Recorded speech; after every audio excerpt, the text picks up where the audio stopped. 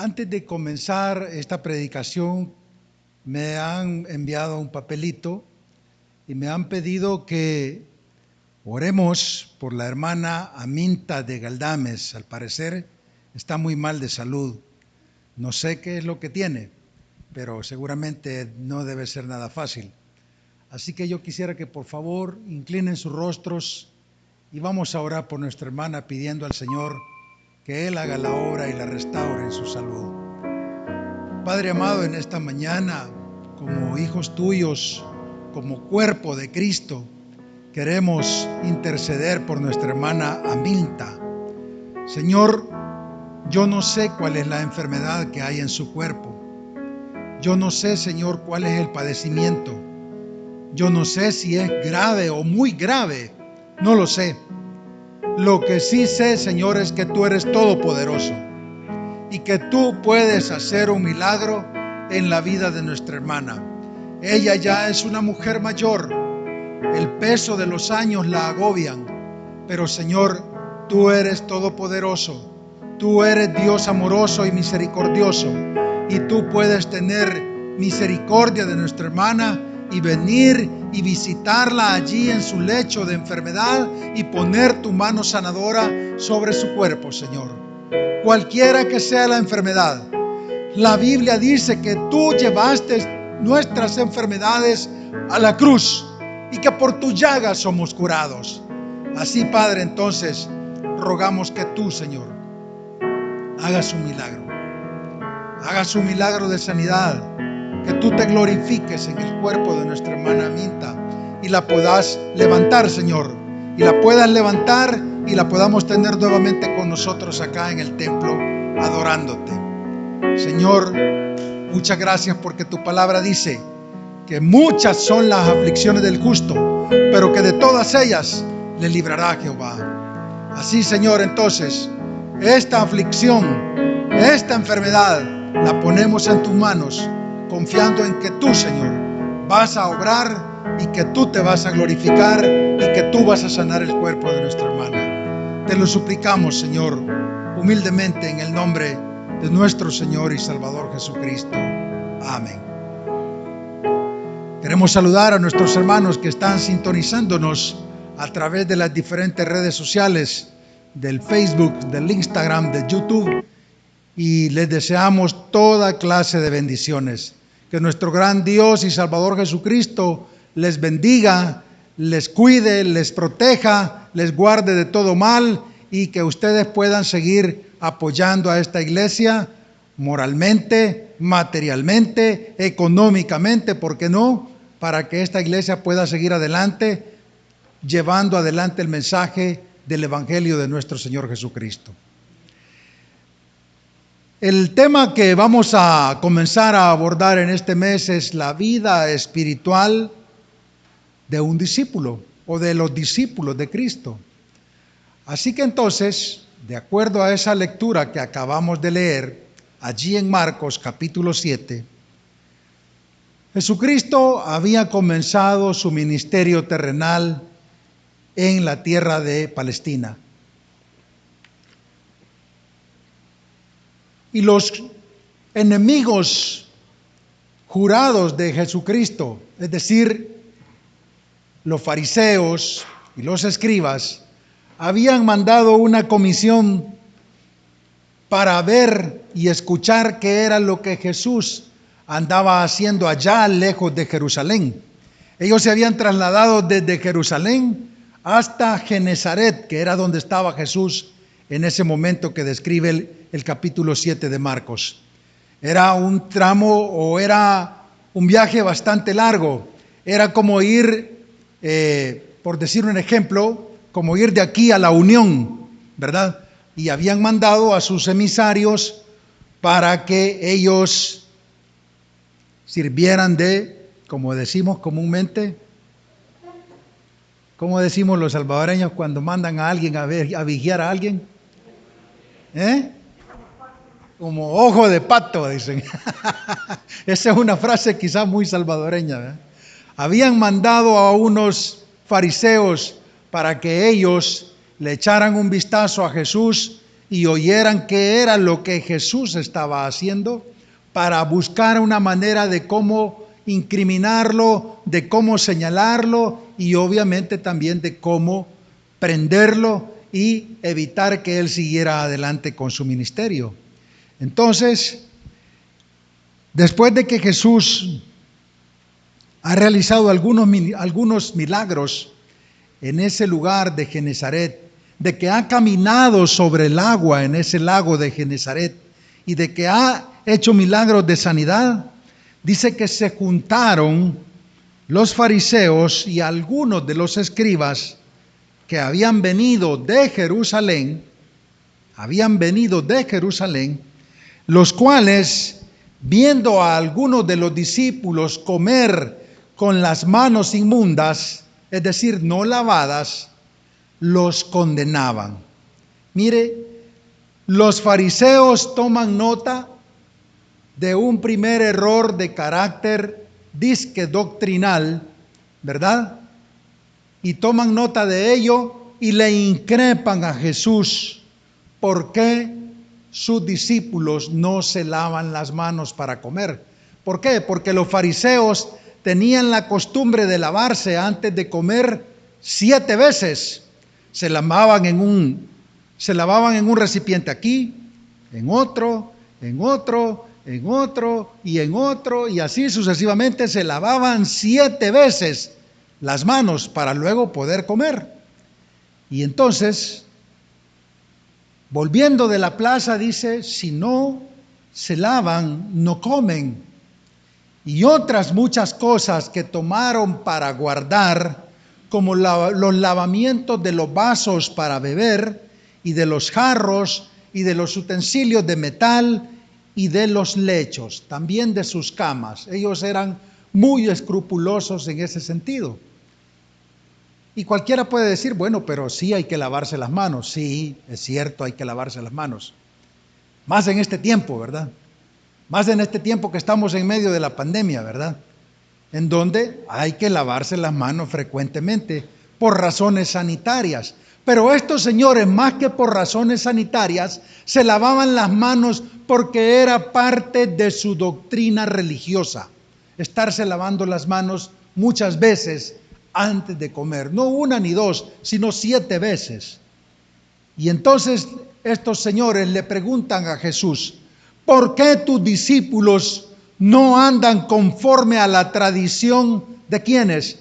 De los ancianos, sino que comen pan con manos inmundas. Mire, este cuestionamiento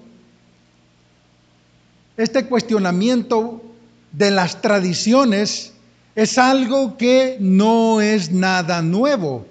Hoy en día también la iglesia tradicional enseña muchas tradiciones religiosas que no están contenidas en la Biblia. Les echan muchas tradiciones religiosas, como por ejemplo, ya lo hemos hablado aquí, hacerse esto. ¿Y qué es esto? ¿Esto es bíblico acaso? De estarse persignando.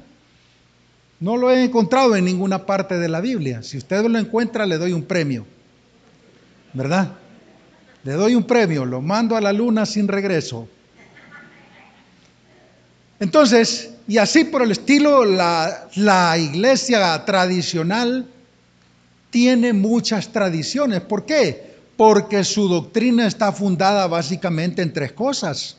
Está fundada en las tradiciones, la Biblia y el magisterio de la iglesia, dicen.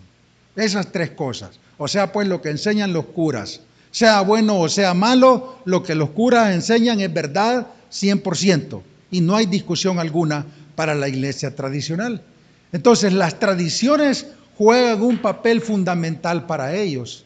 Y esas tradiciones también muchas veces se nos han pegado a nosotros los evangélicos. Se nos han pegado a nosotros los evangélicos. Y yo le voy a poner un ejemplo que tal vez le parezca un poco chocante, pero que es cierto. Nosotros los evangélicos también hemos convertido en tradición la Navidad. La Navidad. Y nosotros creemos que Este tiempo me gusta, este tiempo de diciembre me gusta. ¿Por qué? Porque hay regalos, porque hay algarabía, porque hay fiestas, porque hay vestidos nuevos, porque hay trajes nuevos, porque hay zapatos nuevos, porque hay comida diferente de la que acostumbramos a comer y porque hay un montón de cosas como esas. ¿Y el verdadero significado de la Navidad? ¿A dónde quedó? ¿A dónde quedó? Hay muchos creen que la Navidad es ese señor de vestidos rojos y de barba larga que anda repartiendo supuestamente regalos por todo el mundo. No es cierto. Es una verdadera tradición que la iglesia tradicional instauró. ¿Quién era el original Papá Noel o San Nicolás o Santa Claus original? Era un obispo católico. Él enseñó eso y eso se volvió una tradición y ahora está más identificada la gente con el señor gordo de vestido rojo y barbas blancas que con Jesús, que es realmente la esencia de la Navidad. Porque la Navidad es el nacimiento de Cristo. El evento más grande en la historia de la humanidad es la Navidad. No es la bomba atómica, no es el premio Nobel, no es el descubrimiento de América. El evento más grande de la humanidad es el nacimiento de Cristo en esta tierra. Dios hecho hombre. Ese es el evento más grande. Pero nosotros los evangélicos también desnaturalizamos ese evento y lo hemos convertido en tradición. En tradición. Y mire qué dice Jesús al respecto de las tradiciones. Respondiendo él les dijo: hipócritas, bien profetizó de vosotros Isaías, como está escrito. Y cita él Isaías 29:13 literalmente. Este pueblo de labios me honra, mas su corazón está lejos de mí. Pues en vano me honran enseñando como doctrinas mandamientos de hombres. Porque dejando el mandamiento de Dios, os aferráis a la tradición de los hombres, los lavamientos de los jarros, de los vasos de beber, y hacéis otras muchas cosas semejantes.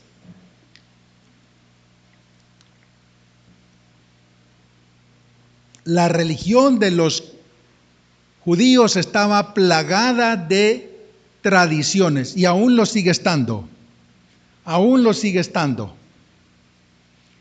Yo no sé ustedes, pero yo soy un tipo curioso. Y yo me meto a las páginas, en las redes sociales, a las páginas de los israelitas para ver cómo piensan, para ver cuáles son sus tradiciones, para ver por qué ellos celebran una cosa u otra. Por ejemplo, hoy en estos días ellos celebran Hanukkah. No celebran la Navidad porque no creen en Cristo. Celebran Hanukkah. Y le dan una gran preponderancia a otras cosas y no a la palabra de Dios. Como por ejemplo, le dan preponderancia a un libro de rezos que ellos tienen.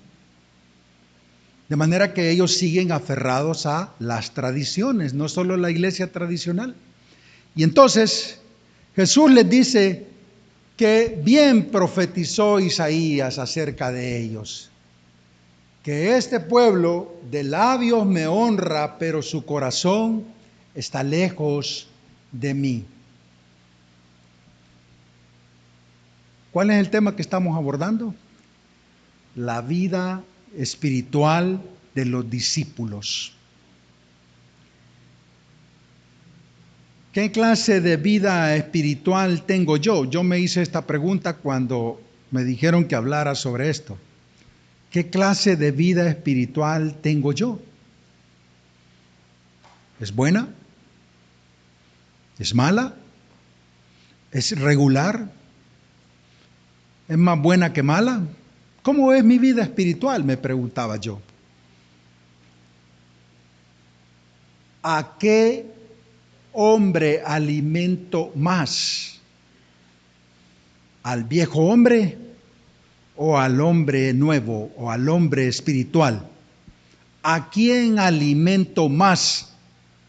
Porque de eso va a depender la vida espiritual de cada uno o de cada una, de los que estamos aquí, de los que nos están viendo a través de las redes sociales. De eso va a depender de a quién alimenta más, si al viejo hombre o al nuevo hombre. Y de allí entonces usted va a demostrar con sus hechos, con sus acciones, con sus palabras, con su comportamiento, con su manera de vivir, qué vida espiritual tiene. Y ese es un asunto estrictamente personal. Yo no puedo vivir la vida espiritual que vive mi hermano o mi hermana. Yo tengo que vivir mi vida espiritual. Y yo decido si yo fortalezco mi vida espiritual o yo decido si mi vida espiritual la dejo en un segundo término, en un segundo plano. Yo soy quien lo decide. ¿Y cómo lo decido? Bueno, por las prácticas y por el alimento espiritual que yo quiero darle a ese nuevo hombre. ¿Voy a la Biblia constantemente? ¿Medito en la palabra de Dios todos los días? ¿Tengo un tiempo de oración con mi Señor todos los días? ¿Me quiero congregar en la iglesia para edificarme con los hermanos constantemente? ¿O tengo a la pandemia ahora como un pretexto para no congregarme? ¿O tengo a la pandemia ahora como un pretexto para no leer la Biblia, para no orar, para no tener esos ejercicios espirituales que son importantes en la vida del hombre que quiere crecer espiritualmente? Ese es el punto. Ese es el kit de la cuestión. No es otro. Por eso Jesús les dice, ustedes son hipócritas, porque ustedes están fijándose en lo externo, en lo aparente, y no están interesados en lo que importa, en lo que es del alma, en lo que concierne al espíritu, en lo que sí interesa, en lo que sí aprovecha. Mire, yo puedo venir bien planchado aquí, ¿verdad? Bien bañado, bien rasurado, bien peinado, bien perfumado, bien bonito. Pero ¿cómo estoy por dentro? ¿Cómo estoy por dentro? ¿Estoy podrido? ¿Estoy sucio? ¿No merezco la pena estar aquí? ¿Cómo estoy por dentro? Eso es lo que cuenta. La vida espiritual depende de cómo usted quiera crecer, de cómo usted quiera madurar espiritualmente. Y eso solamente es una tarea de usted y nada más que de usted, de nadie más. Mire, aquí el pastor se puede desgalillar gritando, diciendo esto y lo otro, pero si usted no quiere hacerlo, no lo va a hacer. ¿Sabe por qué? Porque el pastor no le va a doblar el brazo para que lo haga. Si algo tiene la palabra de Dios, es que la palabra de Dios es incoercible. Es decir, no podemos obligar a nadie. Por eso dice la Escritura, no es con espada, ni con ejército, sino con tu Santo Espíritu. No es con espada, no es con ejército, no es a la fuerza, sino que es porque el Espíritu Santo que está en cada uno de nosotros nos redarguye, nos reprende, nos dice cuando estamos haciendo lo malo y nos invita a hacer lo bueno. De eso se trata. Por eso Jesús les dijo, este pueblo de labios me honra, es decir, externamente, nada más en apariencia, nada más para que me vean, pero su corazón, dice, está lejos de mí, está lejos de mí. Su corazón anda vagando por otro lado, por eso se meten en camisas de 11 varas, Por eso hacen lo malo. Por eso no están en frecuencia conmigo continuamente.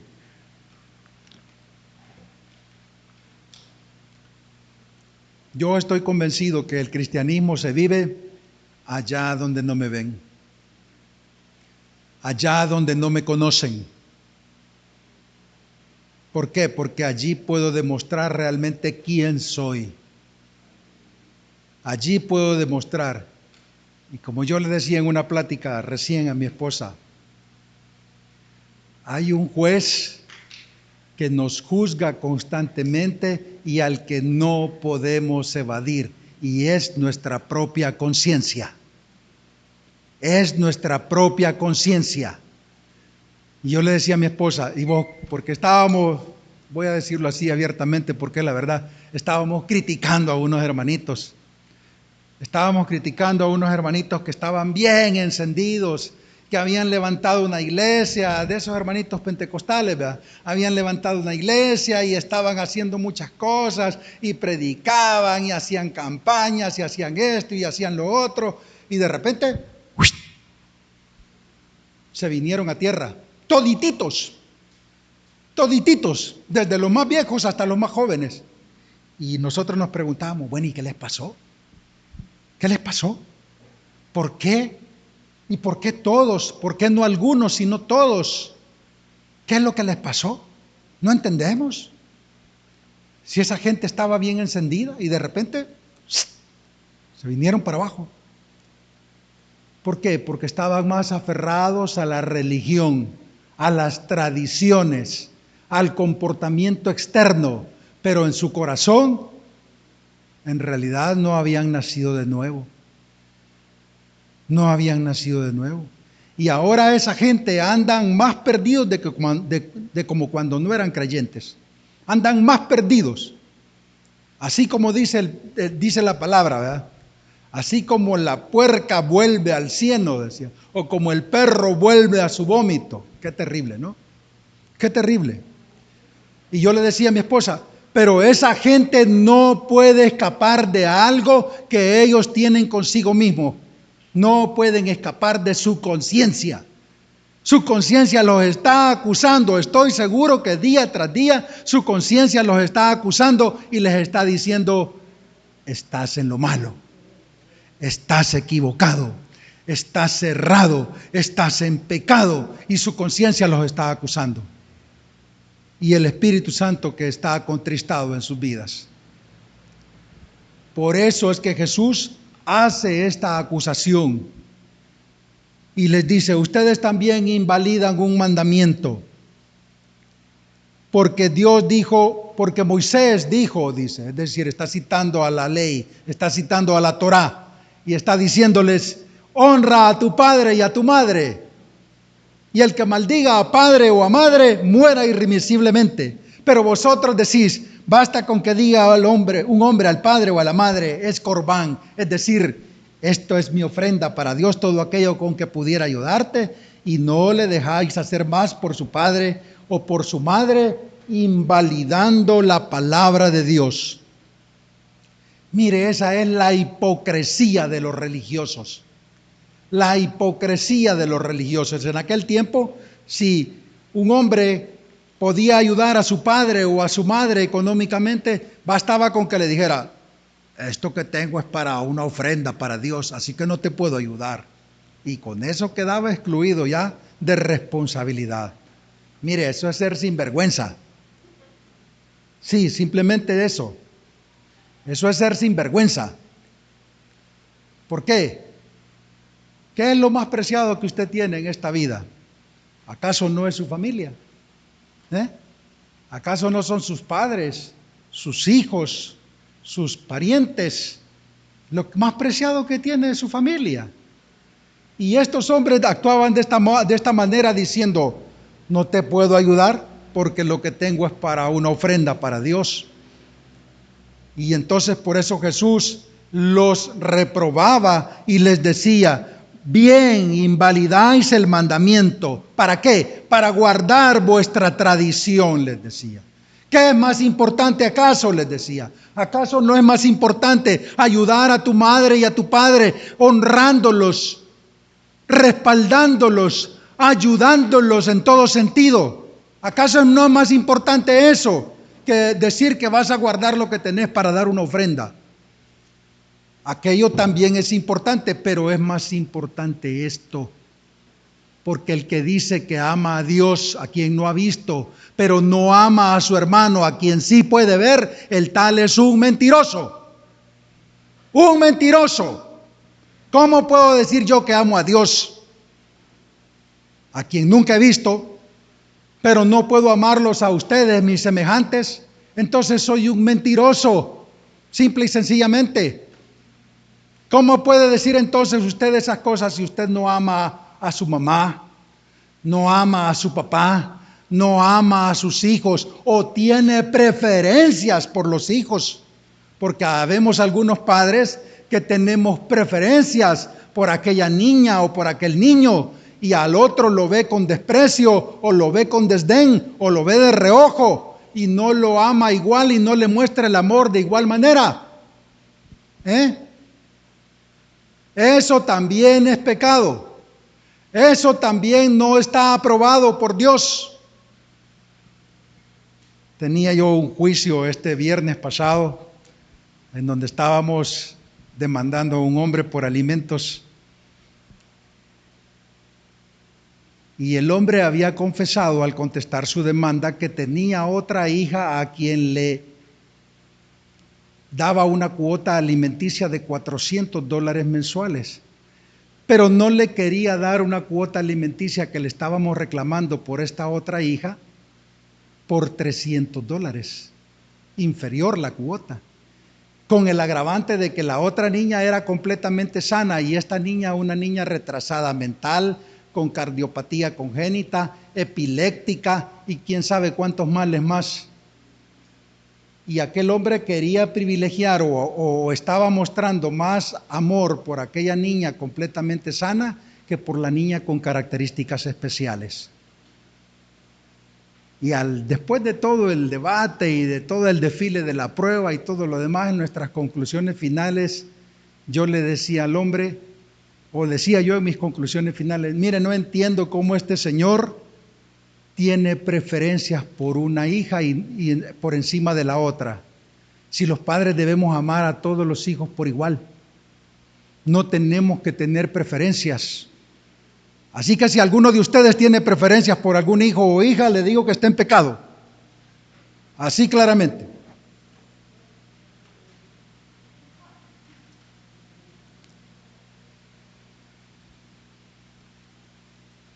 Entonces Jesús, al final de cuentas, después de esta reprimenda que le da a los fariseos, les habla de algo que es sumamente importante, que la contaminación del hombre viene de adentro, no de adentro para afuera, no de afuera para adentro. Y establece una comparación. Ustedes han leído este texto con toda seguridad, lo han leído muchas veces, no una, sino muchas veces. Mire lo que dice la palabra. Oídme todos y entended. Nada hay fuera del hombre que entre en él que le pueda contaminar. Pero lo que sale de él, eso es lo que contamina al hombre. Si alguno tiene oídos para oír, oiga. Y cuando se alejó de la multitud, dice, y entró en la casa, le preguntaron los discípulos. A los discípulos tampoco les había caído el 20, ¿verdad? Tampoco habían entendido. Y entonces les dice, ¿también vosotros estáis sin entendimiento? ¿No entendéis que todo lo de afuera que entra en el hombre no le puede contaminar? Porque no entra en su corazón, sino en el vientre. ¿Y sale a dónde? A la letrina. Si usted come algún alimento que está arruinado o un alimento que no le conviene comer y con toda seguridad le va a corromper y le va a dar diarrea y va más temprano que tarde va a estar en el baño, ¿verdad? Con toda seguridad. Y eso es normal. Sobre todo cuando ya llegamos a la edad de los entas, ¿verdad? En donde ya muchas cosas nos hacen daño.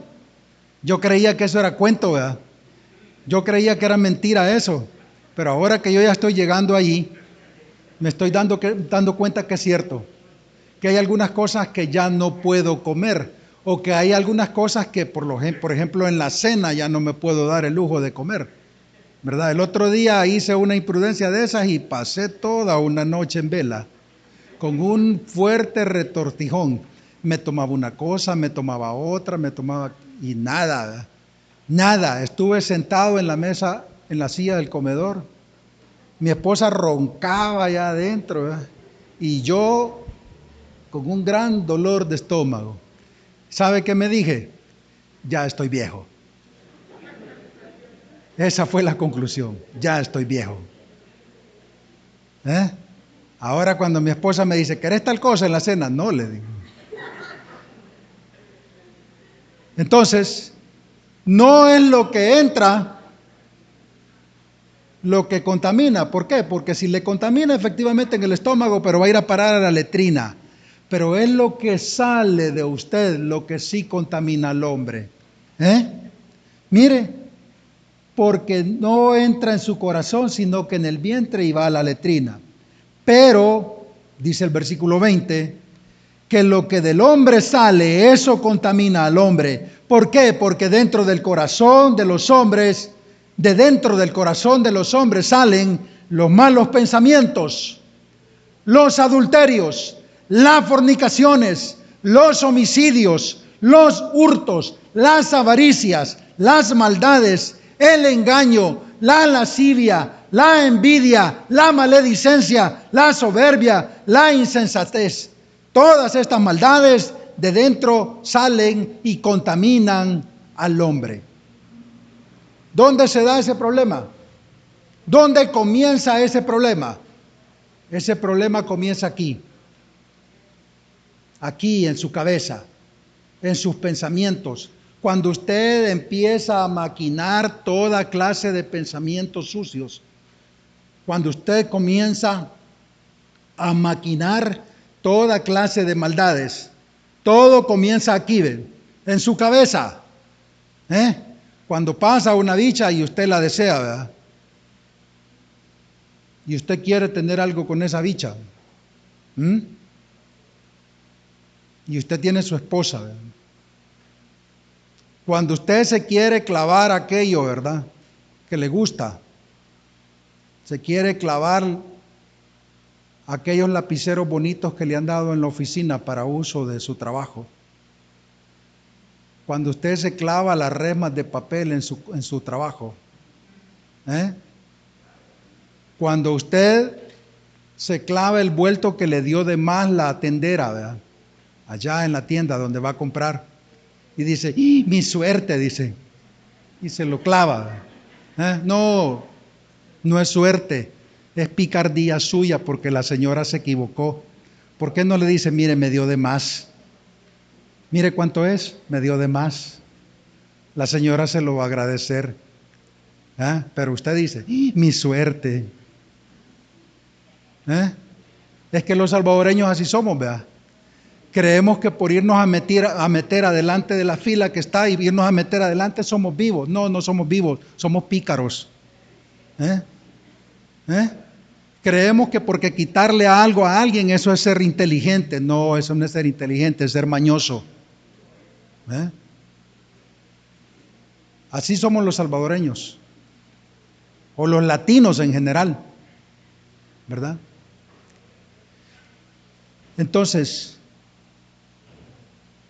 ¿dónde está nuestra disposición? ¿Para alimentar al viejo hombre o para alimentar al nuevo hombre? ¿Para alimentar a la carne o para alimentar al espíritu? ¿Cómo podemos alimentar al espíritu y crecer espiritualmente? Si usted quiere espiritualmente, mire, devore la Biblia, lea la Biblia, estudie la Biblia. Yo me recuerdo que aquí en la clase de adultos les dije a los adultos, hay diferentes métodos de estudiar la Biblia, les dije. Por si le parece aburrido estar leyendo de pasta a pasta, hay diferentes formas de cómo leer la Biblia, pero léala, estúdiela, medítela. ¿Para qué? Para que usted crezca espiritualmente. Ore, dedique tiempo a la oración, es fundamental. ¿Cómo puedo yo ser un buen amigo de una persona si no me relaciono con esa persona? ¿Cómo puedo ser un buen amigo? He llegado a ser buen amigo del hermano Romero, ¿pero por qué? Porque me relaciono con él, porque platico con él, porque oramos con él, porque comemos con él, porque hacemos muchas cosas con él, porque me vinculo a él. Entonces, ¿cómo puedo ser buen amigo de Jesucristo si no oro, si no platico con él? ¿Cómo puedo ser buen amigo de él? Soy mentiroso si digo que soy amigo de Jesús y que amo a Jesús, pero no dedico tiempo para platicar con él. La palabra clave de todo este pasaje que estamos meditando en esta hora se encuentra contenida en el versículo 21. Porque de dentro del corazón de los hombres salen los malos pensamientos. Porque de dentro del corazón de los hombres salen los malos pensamientos. Cuando dice de dentro del corazón, no se refiere a este órgano que tenemos aquí en el pecho, que por cierto, ¿sabe usted que no está el corazón aquí? El corazón lo tiene aquí en medio, no se equivoque, no lo tiene aquí ni lo tiene aquí, lo tiene aquí en medio. De allí no salen los malos pensamientos. Los malos pensamientos salen de aquí, de su mente, porque de dentro del corazón de los hombres. Esa es la palabra clave. Así que cuando vaya a hacer algo que no esté bien y que no edifica su vida espiritual, recuérdese de esta palabra, que del corazón de los hombres salen los malos pensamientos. Recuérdese de esta palabra. De allí sale lo bueno o lo malo. Termino entonces. El tiempo se fue. La vida para el cristiano a menudo es dura y difícil y está llena de lágrimas y de dolor.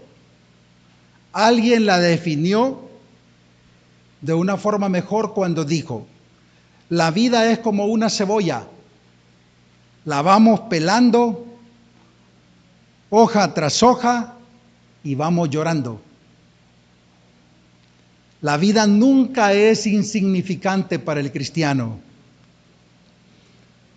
Albert Einstein, el famoso físico y matemático, dijo lo siguiente: aquel que considera insignificante su vida y la de su prójimo, no solamente es desafortunado, sino que está descalificado para vivirla. En Romanos capítulo 8, versículos 28 y 29 dice que a los que aman a Dios, todas las cosas les ayudan a bien.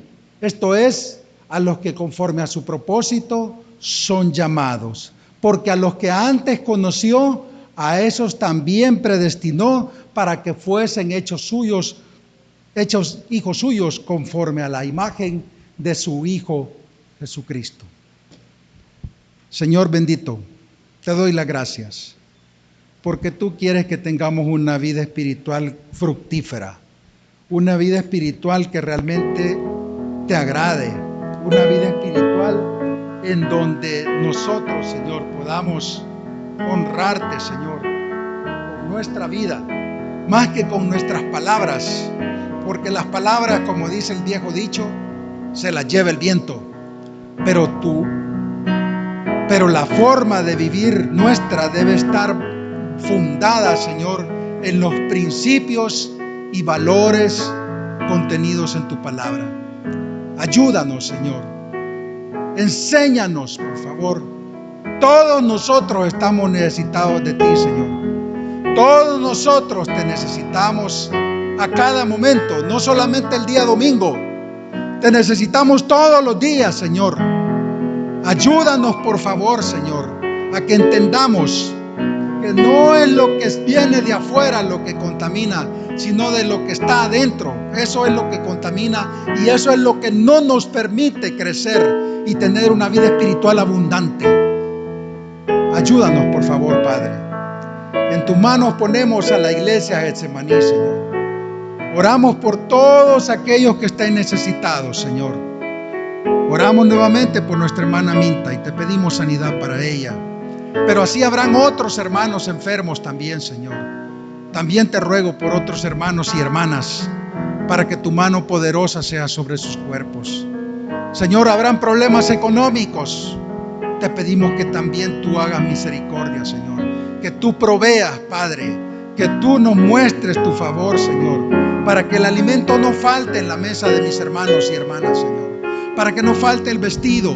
Para que no falte el calzado. Para que no falte la salud y la educación. Señor, somos tus hijos. Y nosotros nos aferramos a ti, Señor.